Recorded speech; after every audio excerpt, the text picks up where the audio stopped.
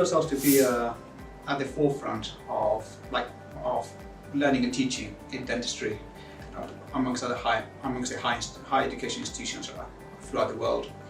And in that respect, we're always looking for how we can improve our learning and teaching for our students.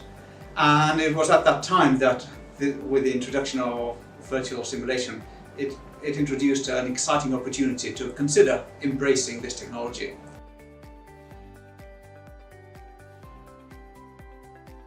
We've integrated simulation into the first 3 years of our undergraduate programme, and then we also have the ability to create our own exercises if there's anything that we want to particularly focus on.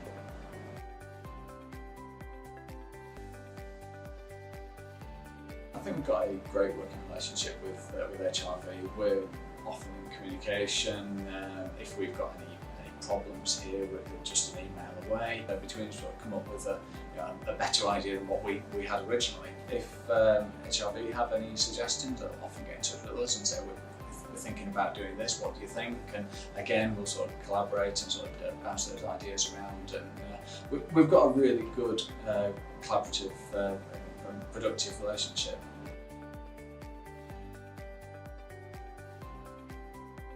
Clearly it is an exciting technology, and it's a technology that's evolving. But my message would be, if you are thinking of engaging with this technology and becoming an adopter, is do it for the right reasons. It is really important that you as an institution really believe in what it can do or may be able to do in the future, and how that journey might progress. It is really important also that you have buy-in from your team. It is not you can't do this as an individual. You need to have real buy-in from your colleagues, because it has to be delivered not just within the environment that you're working, but it has to be integrated, as we said previously, with the whole of the undergraduate curriculum.